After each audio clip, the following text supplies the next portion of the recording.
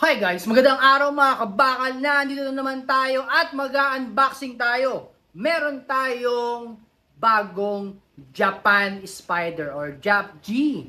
At nag-order tayo sa isa sa ating mga kaibigan ng Japanese G. Ang ating in-order ay kitang-kita ninyo, kulay itim. Kasi rare po itong kulay itim, kaya medyo mas mahal. At ang maganda doon mga kabakal, legit kasi dumating sa atin yung ating order, hindi tayo nagoyo. So legit yan. Gusto yung mag-order kay John.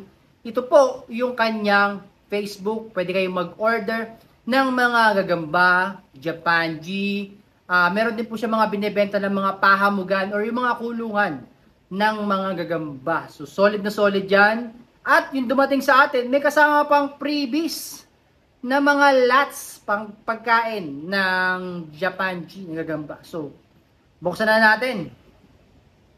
So, syempre, hindi na natin kailangan buksan yung mga lots, mga ipis lang naman yan. So, at least, kahit pa paano, meron tayong pagkain. Mga lots, madami-dami din to. Mga lots naman kasi, ang lots pinapakain sa Japan G, siguro mga twice a week lang naman. Kaya, matatagal yung in-order natin. At itong ating Japan G, nakita nyo, kulay itim yan. Buksan na natin. Maganda yung pagkakagawa niya, meron pang tubig. Talagang alagang-alaga. Mga breeder kasi ito eh. Si John, si JKS, breeder siya. So, kuhanin natin yung ating Japan G. So, ayan, nabuksan na natin. Kitang-kita. Malaki-laki. Maliit pa to. Bata pa to kasi yung size niya, mas malaki pa sa oversize na pang derby. So, kuhanin natin. Siyempre, pagapangin natin. Hop. Eto na siya. Uy, mabilis. Maliksi. Hop, bumaba uli. Kita nyo naman, malaki oh. Maliksi siya, halatang naalagaan ng maayos. Hop, maano din, masapot. So, yan ang ating Japan G. So, 3 araw na yata hindi kumakain to. Alam niyo naman, dito sa ating channel, pinaglalaban natin. Ayan.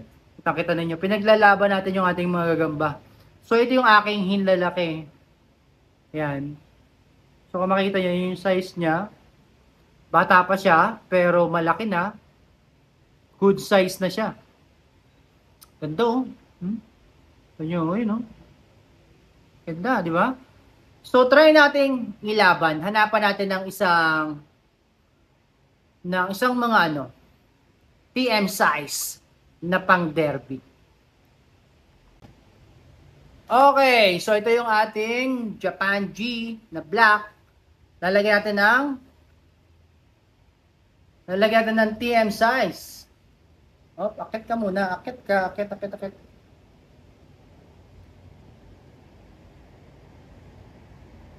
Lalagyan natin ng TM size. Ayun na ang ating TM size. Ayun na. Uy, pinagtagpo ng tadhana. Japan G. Akit ka. Baka maputulan ka ng sapot. Medyo Ayun na. Boom. Pinagtagpo pero hindi Okay. Medyo mailap itong ating Japan G. Palapit din natin yung ating pan-derby. Ayan na. Yun oh. Putol ang sapot. Yan ulit.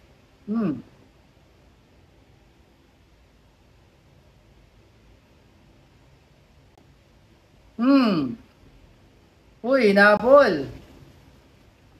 Inabol ang ating Japan G. Gutom na yung ating Japan G.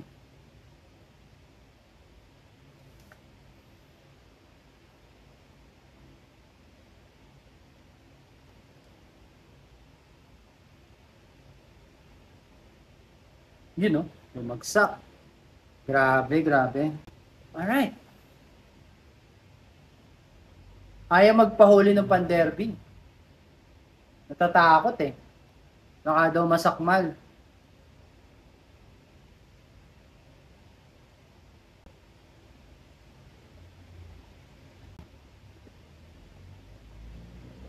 Uy, tumatakbo.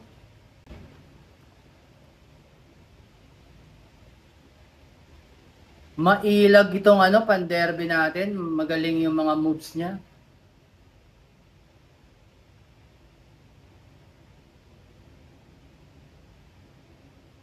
Galing umilag nito.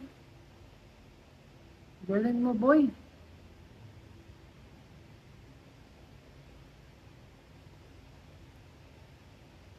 Ano? Baka dito na.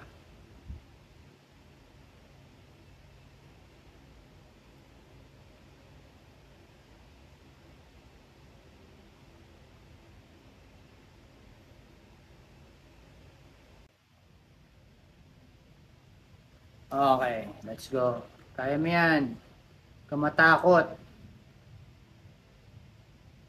Malaki lang yan, pero kayang-kaya mo yan. Takbo, takbo na naman. Putulin ng sapot. Nagpaano pa. Nagpahabol pa. Grabe magpahabol tong panderby. Pag alam niyang game over na, tumatalon siya.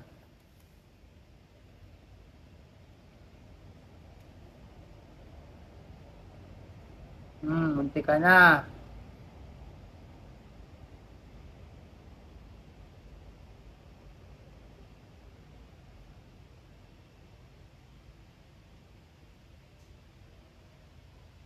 Ito na, baka dito magtatagpo.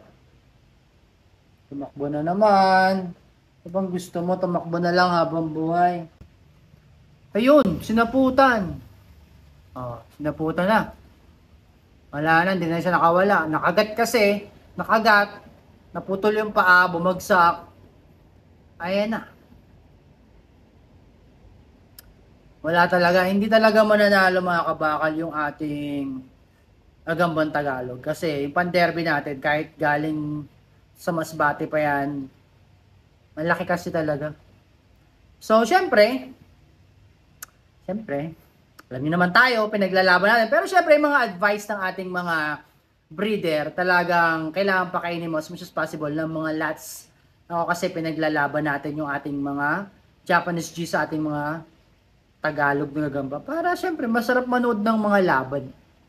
So, yun. Ng laban. So, goods.